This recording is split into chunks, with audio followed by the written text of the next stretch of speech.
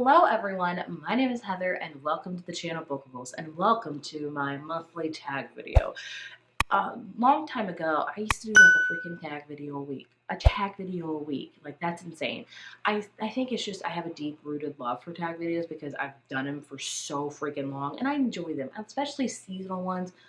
I freaking eat them up. But now I've limited myself to one a month, and I'm always like careful about which one I pick. I try to find new ones. Sometimes I'll redo ones that I've done in the past. Hence the case for this one. Today I'm doing one that I've done a while ago, and that is the Halloween song book tag. So yeah, I try to do one tag video a month, so you're welcome because I knew it used to be a lot. I can recognize that 100%.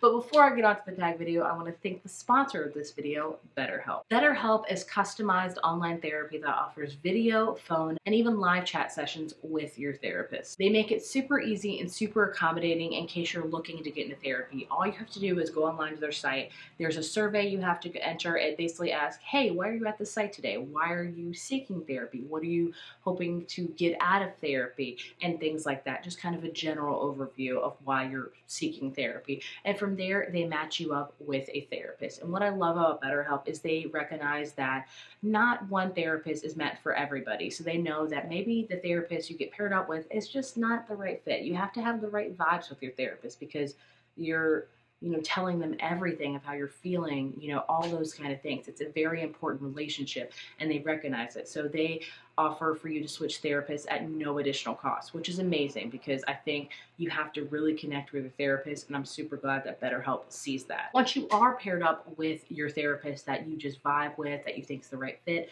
from there you start scheduling your sessions, whether they be through phone, through text, through live chats, through, video, whatever it feels. And they make it super accommodating and super easy to get a hold of your therapist, which I love.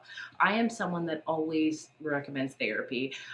Everybody goes through different struggles. My struggles are very different from your struggles, but this past year I've sought out therapy because of things going on in my life, and it has really helped me out a lot because man, life is hard. Life bogs you down. If somebody says that life is super easy and great and hunky-dory all the time, no, it's not. It's hard and it's meant to be hard, but it's not meant to be walked through alone.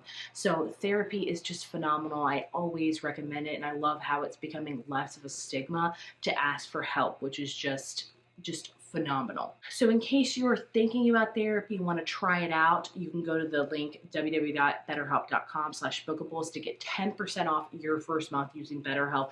That way you're saving money, you're trying before you buy, you can see how you like it. I always recommend it. So I would highly recommend checking out the link and talking to a therapist. Talking to someone is never going to hurt you. It's only going to help you. And I think just therapy is phenomenal overall. So join the 3 million plus people who have taken charge of their mental health by getting a licensed BetterHelp therapist.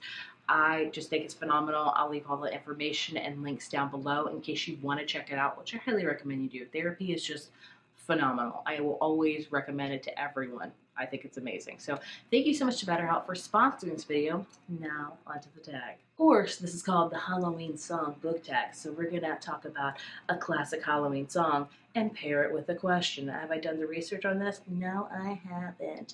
But anyway, the first song is Thriller, a classic Michael Jackson song. Book that was an absolute page turner. That's a good one. I'm not gonna lie to you, I've been in somewhat of a rut recently because of things going on in my personal life. I'm getting back into the feel of books and things like that, but I'm trying to remember the last book that I thought was like a page. Yes, technically I could say Atmosphere by Taylor Jenkins Reid was very much a page turner because all of her books usually are. I was very much invested in this. The audiobook is great as well, so we're just gonna go with that one. I was gonna try to keep it all like spookier books, but that's already obviously proving harder than it seems. Next up is Somebody's Watching Me. I don't know who sings that song. Of course I know the song. And that is a book that gave you the series Creeps. And for this one, I'm going to recommend one that I've read many, many moons ago. But when I hear that song, I always think of this book. And of course, that is You by Carolyn Kepnes. Look, I know. Has the show surpassed the book as far as people knowing about it? When they hear about You, they know the show, not the book. I am here to say the book is way better than the show, but I'm also here to say that the book one's only the good one. I would not read any more books in that series. I read the second one, loved it. Haven't even touched the third one. Is there a fourth one out? I don't know. But also, the show seasons I didn't even watch the last season, okay? But the first, immaculate. It's about a character named Joe Goldberg who is a stalker and a killer, and he follows this girl, and things happen. And the whole book is interesting because it's set from his perspective as the stalker. Usually it's not. So it's very creepy, especially the audiobook. It would be like, I'm watching you walk through, I'm watching you, and you're just like, hello? And it is creepy. It gives me the creeps, 100%. Next up is Vampire. Is that a song? I know it's a song by Olivia Rodrigo, but this video did not come out when that song was here. Is there a song just called Vampire? And this one says, a book you hated so much it was soul-sucking, incredibly tedious to get through. I am having a hard time with this one. That took me a while to get through. This one, again, is an older one. I do enjoy the book, but it took me forever to get through, and that is A Deadly Education by Naomi Novik. I love this book. I always recommend it, especially for atmospheric kind of dark academia vibes, but I slogged. Is that a word? I don't know. I trudged through this book like a person going in some thick mud. It took me forever to read it, and I did enjoy it. It's only like freaking, how many pages is this book? It's like 300 pages. It took me freaking weeks to read it. Why? I don't know. I love Naomi Novik's writing, but just about her books are just dense and stuff. So I guess I'm going to say this one. I know this is like an older book. I feel like I should be answering newer things with this, but it is what it is. Next up, of course, is I Put a Spell on You. And of course, it makes you think of Hocus Pocus. And of course, the question of this is a book featuring witchcraft or spells. And I just did a video all about witchy reads, so check that out. But when I think about witchy books, what's one that's like really, really witchy? I could say Cackle by Rachel Harrison. She's got a lot of spiders and stuff like that. Very much witchy vibes. Oh, you know what? No. I'm going to recommend one that is always underloved, nobody talks about, A Dark and Secret Magic by Wallace Kinley. I read this last year because, the cover ended up being on my favorites list of the whole year. I loved it. It's a very quiet, very character-driven, not plot-heavy, but just like everyday witchy vibes. Freaking ate this up. Next up is This Halloween, and that is your favorite treat / snack to eat while reading. I try not to because I am trying to lose weight slowly but surely. I'm down 30 pounds so far, so yay for that. But if I could, I love like dicing up some, or not dicing, just cutting up some apples with a little bit of caramel. That's really good. I'm also a big fan of popcorn. If it's fall, I will say my guilty pleasure for fall is this Pillsbury pumpkin with like cream cheese cookies. They are the best. I don't say that lightly. I'm obsessed with them. I get mad when stores don't have them in stock. They are phenomenal. And Halloween candy is always good. My personal favorite, it changes every single month. I don't know. Right now I'm a big fan of Kit Kats and Nerds gummy clusters, okay? Why? I don't know. It is what it is. Next up we have Time Warp, of course, from Rocky Horror Picture Show. Book or books do you like to return this time of year? Because Time Warp, always just atmospheric, spooky reads. Those are very much my vibes, as you can tell by my channel. You can definitely tell by my channel, the video, like what season it is by my videos. I'm very seasonal. I'm very seasonal with everything in life. It just really comes across that way, even including, I guess, my work and stuff like that. So this time of year, I am kind of doing a lot of spookier, witchy thrillers, all those. And that's every year. I don't think that'll ever change because of how much I'm a seasonal person at heart. Hungry Like the Wolf, a book you love so much you devour. I feel like that's very similar for the first question, but I will have to say, I will talk about my favorite book of the year, Wild Dark Short by Charlotte Mahoney. This one surprised the mess out of me. I'm sure it's going to be like 90% of people's favorite book of the year, with good reason. I devoured it. It's short, but you will fly through it because it's so haunting and just beautiful. Everything about it. I need to read her other book. In fact, I'm planning to read it this month, actually. The Addams Family. I can only snap on one hand. And you know what? I just learned that a couple years ago. Just so you know, in your 30s, you're an old dog, but you can still learn new tricks. I can't do this one quite yet, but I can do this one. This is a book featuring a dysfunctional family. Oh boy, how much time you got? I'm just kidding. There's a lot of books that feature a dysfunctional family, but for this one, I'm going to go with just dysfunctional characters because I just like that vibe. So I have a few, actually. First up, when I think dysfunctional characters, I will always say In My Dreams I Hold a Knife by Ashley Winstead. I love this book, adore it. I've learned that maybe she's not the author for me, but this book, just full of like a whole bunch of It takes place like in college, but then they come back for a reunion years later. Somebody was, and so they're all just horrible characters, but this book sucks you in, man. It sucks you in.